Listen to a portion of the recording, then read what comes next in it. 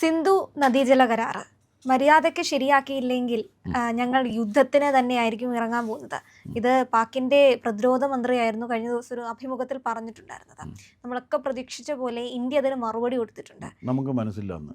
അതെ, ഈ തീവ്രവാദ പ്രവർത്തനങ്ങളൊക്കെ ആയിട്ട് ഇങ്ങോട്ട് വന്നു കഴിഞ്ഞാൽ ഇതുവരെ വന്ന സമയത്തെ ഒന്നും അനുഭവങ്ങൾ മറക്കരുത്, ഇവിടെ നിന്ന് തന്നെ അങ്ങ് തുടച്ചു നീക്കുമെന്നൊരു ഭീഷണി തിരിച്ച് അങ്ങോട്ടാണ് ഇന്ത്യ കൊടുത്തിട്ടുള്ളത്. സിന്ധു നദീജല കരാർ ഒന്നും മോഹിക്കേണ്ട, ഇതെന്തായാലും നടക്കാൻ പോകുന്നില്ല. എന്താ കാര്യം എന്ന് വെച്ച് കഴിഞ്ഞാൽ, നമുക്ക് വിഭജനത്തിൻ്റെ കാലം, ഇന്ത്യ പാകിസ്ഥാൻ വിഭജനം. ഇന്ത്യ പാകിസ്ഥാൻ വിഭജനം യഥാർത്ഥത്തിൽ 1947 ഓഗസ്റ്റ് 14 നടന്ന ഒന്നല്ല. അല്ലെങ്കിൽ ആ ഓഗസ്റ്റ് മാസത്തിൽ മറ്റേ മൗണ്ട് ബാറ്റൻ്റെയും അതിനു മുമ്പുണ്ടായിരുന്ന ബ്രിട്ടീഷുകാരുടെയും ഒക്കെ സഹായ സഹകരണത്തോടു കൂടി ചെയ്തു തീർത്ത ഒന്നല്ല. എന്നാണ് അത് തുടങ്ങുന്നതെന്ന് വെച്ച് കഴിഞ്ഞാൽ 1906 ഡിസംബർ 31 മുസ്ലിം ലീഗ് രൂപീകരിച്ചു. മുസ്ലിം ലീഗിൻ്റെ ഒന്നാമത്തെ ലക്ഷ്യം ഒരു മുസ്ലിം രാജ്യം വേണം എന്നുള്ളതായിരുന്നു. ഫസ്റ്റ്, ഞങ്ങൾക്കൊരു മുസ്ലിം രാജ്യം വേണം. എന്താ അതിന് കാരണം പറഞ്ഞത്? കാരണം ഒരു മുസ്ലിങ്ങൾക്ക് വേറൊരു മുസ്ലിം അല്ലാത്ത ഒരു രാജാവിൻ്റെ കീഴിൽ ജീവിക്കാൻ സാധ്യമല്ല. അതുകൊണ്ട് നിങ്ങൾ ഈ രാജ്യം, നിങ്ങൾ ബ്രിട്ടീഷുകാർ ഇത് ഹിന്ദുക്കൾക്ക് കൊടുക്കുകയാണെങ്കിൽ അത് കൊടുത്തു, ഞങ്ങൾക്ക് വേറെ രാജ്യം കിട്ടണം. ഞങ്ങൾ ഭരിച്ചിരുന്നവരും അവർ ഭരിക്കപ്പെട്ടവരുമാണ്. ഭരിച്ചിരുന്നവർ ഭരിക്കപ്പെട്ടവർക്ക് കീഴിൽ ജീവിക്കുന്ന പ്രശ്നമേ ഇല്ല. ആളുകൾ പറയുന്നത് ജിന്ന വന്നതിന് ശേഷം അല്ലല്ല, ജിന്നയൊക്കെ വരുന്ന അന്ന് ജിന്ന മുസ്ലിം ലീഗിലൊന്നുമില്ല. ജിന്ന അത്യാവശ്യം പന്നിയിറച്ചിയും കള്ളും വ്യഭിചാരവും ഒക്കെ ആയിട്ട് ജീവിക്കുന്ന ഒരു കാലത്താണ് ഇത് സംഭവിക്കുന്നത്. ജിന്നയുടെ അല്ല അത്. പക്ഷേ ഇതിങ്ങനെ ചെയ്തു കഴിഞ്ഞാൽ തൻ്റെ അധീനതയിൽ തനിക്കൊരു രാജ്യം കിട്ടുമെന്ന് വന്നപ്പോൾ ജിന്ന അതിൻ്റെ കൂടെയാണ് ചെയ്തത്. ജിന്ന ഇറിലീജിയസുമാണ്, ഫനാറ്റിക്കുമാണ്, റിലീജിയസ് അല്ല. രണ്ട് തരത്തിലുള്ള ഫനാറ്റിക്കുകളുണ്ട്. ഒന്ന് മതത്തിൽ വിശ്വസിച്ചുകൊണ്ട് ഫനാറ്റിസം പറയുന്നു, മതതീവ്രവാദം പറയുന്നവർ.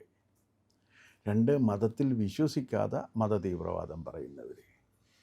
ജിന്ന മതത്തിൽ വിശ്വസിക്കാതെ മതതീവ്രവാദം പറഞ്ഞതാണ്. അന്ന് ഈ വിഭജനത്തിൻ്റെ കാലം, വിഭജനം കഴിഞ്ഞപ്പോൾ ആ വിഭജനത്തിൽ എന്തുകൊണ്ടും ലാഭം മുഴുവൻ കിട്ടിയത് ഒരു സംശയവും വേണ്ട പാകിസ്ഥാനായിരുന്നു. കാരണം ഏറ്റവും ഫലഭൂയിഷ്ടമായ പ്രദേശങ്ങൾ, ആ പഞ്ചാബിൻ്റെ പ്രദേശങ്ങൾ മുഴുവൻ പാകിസ്ഥാൻ വിട്ടുകൊടുത്തു. പാകിസ്ഥാൻ ചോദിച്ച എല്ലാ കാര്യങ്ങളും അനുവദിച്ചു. അവസാനം പാകിസ്ഥാൻ ചോദിച്ച രൂപയും മഹാത്മാഗാന്ധി ഭീഷണിപ്പെടുത്തി കൊടുപ്പിച്ചു. ഗാന്ധി പറഞ്ഞ് ഈ കാശ് കൊടുത്തില്ലെങ്കിൽ എത്രയോ ലക്ഷം, 68 ലക്ഷം രൂപയോ മറ്റുള്ളൂ. അന്നത് വലിയ തുകയാണ് കേട്ടോ.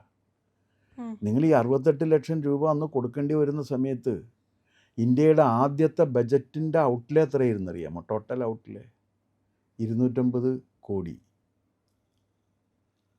209 കോടി, 50 അല്ല 9 കോടി. അതാണ് ഇന്ത്യയുടെ അന്നത്തെ ഔട്ട്ലേ. ആ സമയത്താണ് ഈ 67 ലക്ഷം രൂപ കൊടുക്കേണ്ടി വന്നത്. ഇന്ത്യക്ക് അത് താങ്ങാവുന്നതിലും അപ്പുറത്തായിരുന്നു. പക്ഷേ ഗാന്ധി അത് കൊടുപ്പിച്ചു. ഗാന്ധിയുടെ ഒരു ഇടപെടലിൽ നിന്ന് ഉണ്ടായൊരു കാര്യം എന്താണെന്ന് വെച്ചാൽ, മുസ്ലിങ്ങൾ ആവശ്യപ്പെട്ട അവരുടെ എല്ലാ കാര്യങ്ങൾക്കും ഏകപക്ഷീയമായ അംഗീകാരം തന്നെ കൊടുക്കുകയാണ് ഉണ്ടായത്. ആ തീരുമാനം ഗാന്ധി എടുത്തത് ശരിയല്ല എന്നാണ് എൻ്റെ അഭിപ്രായം. മഹാത്മാഗാന്ധിയോട് വലിയ ആരാധന മനസ്സിൽ സൂക്ഷിക്കുന്ന ഒരാളാണ്. പക്ഷേ ഗാന്ധിക്കും തെറ്റ് പറ്റാമല്ലോ. ഗാന്ധിക്ക് പറ്റിയൊരു തെറ്റാണത് എന്നാണ് ഞാൻ ഇപ്പോഴും വിശ്വസിക്കുന്നത്. ഗാന്ധി ആയതുകൊണ്ട് ചെയ്യുന്നതൊക്കെ ശരിയല്ല, അങ്ങനെ ഗാന്ധി പറഞ്ഞിട്ടുമില്ല. ഗാന്ധി തന്നെ സ്വന്തം നിലക്ക് പറഞ്ഞിരിക്കുന്ന അങ്ങേർക്ക് ഒരുപാട് തെറ്റുകൾ പറ്റിയിട്ടുണ്ട്, ആ തെറ്റുകളൊക്കെ ഞാൻ ഏറ്റു പറഞ്ഞിട്ടുണ്ട് എന്നാണ് പറഞ്ഞേക്കുന്നത്. അല്ലാതെ എനിക്ക് തെറ്റ് പറ്റാത്ത ഒരാളല്ല. ഇൻഫാലിബിലിറ്റി ഗാന്ധി അവകാശപ്പെട്ടിട്ടില്ല. അതുകൊണ്ട് തന്നെ നമുക്കും ഗാന്ധി തെറ്റാണെന്ന് പറയാനുള്ള അവകാശമുണ്ട്. കാരണം ഇൻഫാലിബിൾ അല്ല, തെറ്റാവരം കിട്ടിയ ഒരാളല്ല, തെറ്റിപ്പോയൊരു തീരുമാനത്തിൻ്റെ ഫലമായിട്ടാണ്. അതുകൊണ്ട് തന്നെ അന്ന് ഈ സിന്ധു നദീതല ജല കരാർ ഉണ്ടാക്കുന്നതൊക്കെ ഈ ഗാന്ധിയൻ പാരമ്പര്യത്തിൻ്റെ സ്വാധീനത്തിൽ നിന്നുകൊണ്ട് ഉണ്ടാക്കിയതാണ്. മനസ്സിലായില്ലേ? പണ്ഡിറ്റ് ജവഹർലാൽ നെഹ്റുവാണ്. അങ്ങർക്കാണെങ്കിൽ ഈ കാര്യങ്ങളെക്കുറിച്ച് യാതൊരു ധാരണ ഉണ്ടായിരുന്നില്ല. അങ്ങർക്ക് താല്പര്യം. ഞാൻ ഒരു കാര്യം ചോദിക്കട്ടെ, 17 കൊല്ലമാണ് അങ്ങര് പ്രധാനമന്ത്രിയായിട്ട് രാജ്യം ഭരിച്ചത്. 17 കൊല്ലം. 16 കൊല്ലവും കുറച്ച് ദിവസങ്ങൾ, 17 കൊല്ലം എന്ന് റഫായിട്ട് കൂട്ടാം. ഈ 17 കൊല്ലം കൊണ്ട് താൻ ഭരിക്കുന്ന രാജ്യത്തിൻ്റെ ജനങ്ങളുടെ പട്ടിണി മാറ്റാൻ കഴിയാത്ത ഒരാൾ എന്ത് പ്രധാനമന്ത്രിയാണ്? വെറും പട്ടിണി മാറ്റുക. നിങ്ങൾക്കിതൊന്നും അറിയില്ല, ഈ തലമുറക്കിതൊന്നും അറിയില്ല. ആ ദാരിദ്ര്യത്തിൻ്റെ കൊടുമുടിയിൽ ജീവിക്കേണ്ടി വന്ന ഹതഭാഗ്യവാന്മാരിൽ ഒരാളാണ് ഞാൻ. എനിക്കറിയാം ദാരിദ്ര്യം എന്തായിരുന്നു എന്നുള്ള കാര്യം. കൊടിയ ദാരിദ്ര്യം. അന്നത്തിന് മുദ്രാവാക്യമുണ്ട്, നിങ്ങൾ കേട്ടിട്ടുണ്ടോ? അരി എവിടെ, തുണി എവിടെ എന്നാണ്. എന്നുവെച്ചാൽ ബേസിക് നീഡ്സ് ഇല്ല. ഫുഡ്, ഷെൽട്ടർ, ക്ലോതിങ്, ഇതൊന്നുമില്ല. മരുന്നിൻ്റെ കാര്യം പറയാനുമില്ല. താൻ 17 കൊല്ലം ഒരു രാജ്യം ഭരിച്ചിട്ട് ആ രാജ്യത്തെ ജനങ്ങളുടെ പട്ടിണി മാറ്റാൻ കഴിയാതിരുന്ന ഒരു പ്രധാനമന്ത്രിയെ മഹാനെന്ന് ഞാൻ വിശേഷിപ്പിക്കില്ല, നിങ്ങൾ വേണമെങ്കിൽ വിശേഷിപ്പിച്ചു. അപ്പോൾ അന്ന് അത് ഞാൻ പറഞ്ഞ നെഹ്റുവിന് ഈ കാര്യങ്ങളെക്കുറിച്ചൊന്നുമില്ല. പാകിസ്ഥാൻ പോയാൽ പോയി. നെഹ്റുവിന് നല്ല ആഹാരമുണ്ട്. അദ്ദേഹത്തിന് ഫ്രാൻസിൽ തുന്നിച്ച സ്യൂട്ടുണ്ടായിരുന്നു. അദ്ദേഹം സ്യൂട്ടിട്ട് വളവളവളാന്ന് ഈ റൊമാൻറ്റിക് ഭാഷയിൽ ഇന്ത്യയെക്കുറിച്ച് ഹാ ഹൂ ഹൂ ഹൂ എന്നൊക്കെ പറഞ്ഞുകൊണ്ടിരുന്ന് ചുമ്മാ ആവശ്യമില്ലാതെ വാക്കുകൾ ഉപയോഗിച്ചുകൊണ്ട് സാഹിത്യം എന്ന രീതിയിൽ കുറേ ജൽപ്പനങ്ങൾ നടത്തി എന്നല്ലാണ്ട് വേറൊന്നും ചെയ്തിട്ടില്ല. അപ്പോൾ അതുകൊണ്ട് നെഹ്റു ഇത് സമ്മതിച്ചും കൊടുത്തു. ആ ഇന്ത്യ അല്ല ഇന്നത്തെ ഇന്ത്യ. അത് പാകിസ്ഥാൻ മനസ്സിലാക്കിയ പാകിസ്ഥാന് നല്ലത്. ആ ഇന്ത്യ അല്ല. അങ്ങനെ ലോകത്തിൻ്റെ മുന്നിൽ പഞ്ചപുച്ഛമടക്കി നിങ്ങൾ ഞങ്ങളെ തല്ലിക്കോളൂ എന്ന് പറഞ്ഞ് നിൽക്കുന്ന ഇന്ത്യ അല്ല ഇന്നുള്ളത്. ഞങ്ങളെ തല്ലിയാൽ തിരിച്ചു തല്ലും എന്ന് പറയുന്ന ഒരു രാജ്യമാണ്. ഒരു രാജ്യത്തിന് അങ്ങനെ ചെയ്യാൻ പറ്റൂ? നിങ്ങളൊരു രാജ്യം ഉണ്ടെന്ന് സമ്മതിക്കുന്നുണ്ടോ? ഉണ്ട്. അതിന് അതിർത്തികളുണ്ടെന്ന് സമ്മതിക്കുന്നുണ്ടോ? ഈ അതിർത്തികൾ സംരക്ഷിക്കപ്പെടേണ്ടതല്ലേ? അതിർത്തികൾ സംരക്ഷിക്കാൻ സൈന്യം വേണ്ടി വരും. അപ്പോൾ സൈന്യമില്ലാത്ത ലോകം എന്നൊക്കെ പറഞ്ഞാൽ എന്തൊരു വിഡ്ഢിത്തമാണ്. അതിരുകളില്ലാത്ത ലോകത്തിൻ്റെ ആർക്ക്? അതിരുകളില്ലാത്ത ലോകത്തെക്കുറിച്ച് വീമ്പ് പറയുന്നവന് കൊളംബോയിലേക്ക് പോകണമെന്നുണ്ടെങ്കിൽ പാസ്പോർട്ട് വേണം. ഇന്ത്യയുടെ പാസ്പോർട്ട് നമ്മുടെ അതിർത്തിയല്ലേ? നമ്മുടെ പാസ്പോർട്ട് എന്ന് പറഞ്ഞാൽ നമ്മുടെ അതിർത്തിയാണ്. അപ്പോൾ ആ അതിരുകൾ സംരക്ഷിക്കുന്നതിന് വേണ്ടി സുശക്തമായൊരു ഭാരതം ഇപ്പോഴുണ്ട്. ഒന്ന്. എന്നിട്ട് എന്താ ചെയ്തത്? ഇതെല്ലാം ചെയ്തതിന് ശേഷവും ഇന്ത്യക്കെതിരെ നിരന്തരമായ യുദ്ധം നടത്തിക്കൊണ്ടിരുന്നു. നിരന്തരം. പാകിസ്ഥാൻ ഒരിക്കലും ഇന്ത്യക്കെതിരെയുള്ള യുദ്ധം അവസാനിപ്പിച്ചിട്ടില്ല. ഒരിക്കലും അവസാനിപ്പിച്ചിട്ടില്ല. നേരിട്ടുള്ള യുദ്ധം കഴിഞ്ഞാൽ കാർഗിലുമൊക്കെ കഴിഞ്ഞു കഴിഞ്ഞപ്പോഴേക്കും എന്താണ് ചെയ്തത്? അതിന് മുൻപേ തന്നെ എന്താ ചെയ്തത്? ലോകത്തിലെ ഇസ്ലാമിക തീവ്രവാദികളെ അവിടെ സംരക്ഷിച്ചുകൊണ്ട് അവരെ ഇന്ത്യയിലേക്ക് വിട്ട് ഇവിടെ കലാപം സൃഷ്ടിക്കാനും ഈ രാജ്യത്തെ ബോംബ് വെച്ച് നശിപ്പിക്കാനും പരിശ്രമിച്ചുകൊണ്ടിരുന്നു. ഒസാമ ബിൻ ലാദൻ എവിടെയാണ് അഭയം തേടിയത്? പാകിസ്ഥാൻ.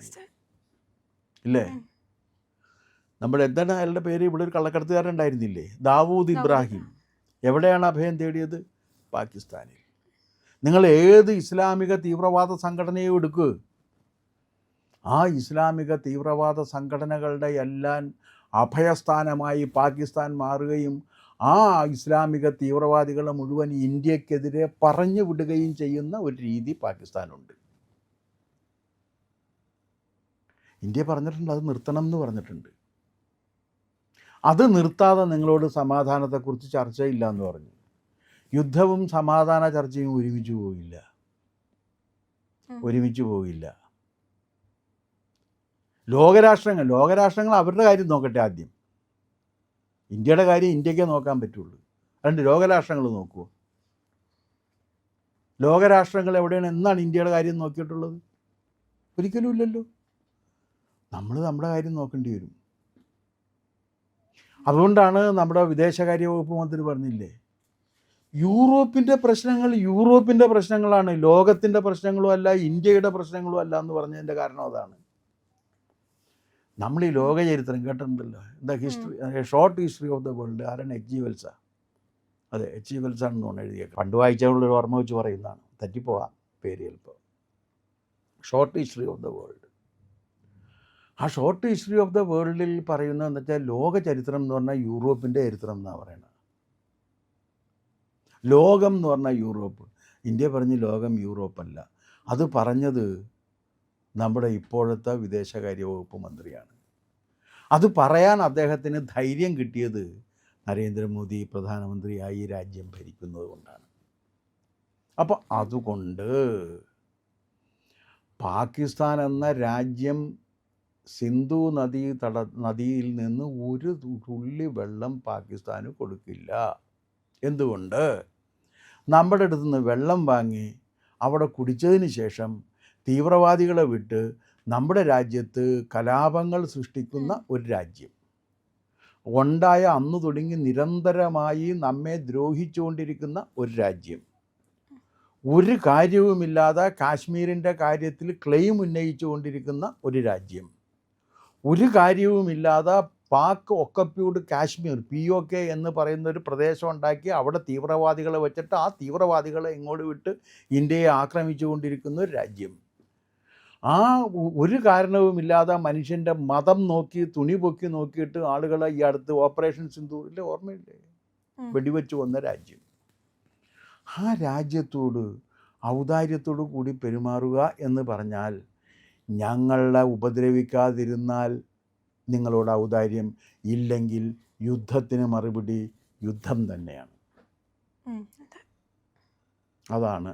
അപ്പോൾ അതുകൊണ്ട് വെള്ളം കൊടുക്കില്ല എന്ന് മാത്രമല്ല, ഇന്ത്യയെ ഉപദ്രവിക്കാനാണ് ഭാവമെങ്കിൽ പാകിസ്ഥാൻ എന്ന രാജ്യം പിന്നെ ഈ ഭൂപടത്തിൽ കാണില്ല എന്നാണ് ഇന്ത്യ പറഞ്ഞതിൻ്റെ ചുരുക്കം. ഇപ്പം തന്നെ പാകിസ്ഥാൻ പലതായി കഴിഞ്ഞു, ഛിന്ന ഭിന്നമായി പോകുന്നത്. ബലൂചിസ്ഥാൻ വേറെ, മറ്റെന്താണ് തുർക്കിക്ക് അടുത്തുള്ള പ്രദേശം വേറെ, അഫ്ഗാൻ പ്രദേശത്തുള്ള പാകിസ്ഥാൻ വേറെ, ഇങ്ങനെ പാകിസ്ഥാൻ ഛിന്ന ഭിന്നമായി കഴിഞ്ഞു. ഇപ്പോൾ പിന്നെ ഈ മാമാപ്പണിയൊക്കെ ചെയ്തിട്ടാണ് അവർ ജീവിക്കുന്നത്. യുദ്ധം അവസാനിപ്പിക്കാൻ ഞങ്ങൾ ഇറാനും ഒക്കെ തമ്മിൽ ഞങ്ങൾ അതിൻ്റെ പേര് നമ്മൾ പണ്ട് പറഞ്ഞിരുന്ന പണിയാണ് മാമാപ്പണി എന്ന്, അത് ചെയ്തിട്ടാണ് ഇപ്പോൾ അവർ ജീവിക്കുന്നത്. അപ്പോൾ അതും പറഞ്ഞുകൊണ്ട് ഇങ്ങോട്ട് വരേണ്ട ഒരു കാര്യമില്ല. പ്രിയപ്പെട്ട പ്രേക്ഷകരെ, ഞങ്ങൾ ഇന്ത്യ ലൈവ് പതിവ് പോലെ നമ്മൾ പറയുകയാണ്, മാധ്യമങ്ങളിൽ വരാത്ത, മറ്റു മാധ്യമങ്ങൾ പറയാത്ത വാർത്തകളാണ് നിങ്ങളുടെ മുന്നിലേക്ക് കൊണ്ടുവരുന്നത്. ഇത് പറയാൻ ഞങ്ങൾക്ക് പ്രേരണയും ശക്തിയും നിങ്ങളാണ്. നിങ്ങൾ ഞങ്ങളുടെ കൂടെ ഉണ്ടാവണം. ഞങ്ങളുടെ ചാനൽ സബ്സ്ക്രൈബ് ചെയ്യണം. നമുക്കൊരു ചാനൽ കൂടിയുണ്ട്, C4N, C4N മലയാളം. നമ്മൾ ഈ തെരഞ്ഞെടുപ്പൊക്കെ ആയതുകൊണ്ട് കൂടുതൽ വാർത്തകൾ നമ്മുടെ ഈ പ്ലാറ്റ്ഫോമിൽ തന്നെ കൊടുക്കാൻ കഴിയാത്തതുകൊണ്ടാണ് C4Nൽ പുതിയ വാർത്തകൾ കൊടുക്കുന്നത്. അപ്പോൾ ആ ചാനലും കൂടി ഒന്ന് സബ്സ്ക്രൈബ് ചെയ്യണം. ഇന്ത്യ ലൈവ് ഉറപ്പായിട്ടും ചെയ്യണം. C4N കൂടെ, C4N, C എന്ന് പറഞ്ഞാൽ ക്രെഡിബിൾ, ഫോർ എൻ നേഷൻ, രാജ്യം, നമ്മുടെ രാജ്യത്തിന് വേണ്ടിയാണ്. രാജ്യം വിട്ട് ഒരു കാര്യവും ഇന്ത്യ ലൈവിനില്ല. അതുകൊണ്ട് ഞങ്ങളുടെ കൂടെ ഉണ്ടാവണം എന്നുകൂടി അഭ്യർത്ഥിക്കുന്നു.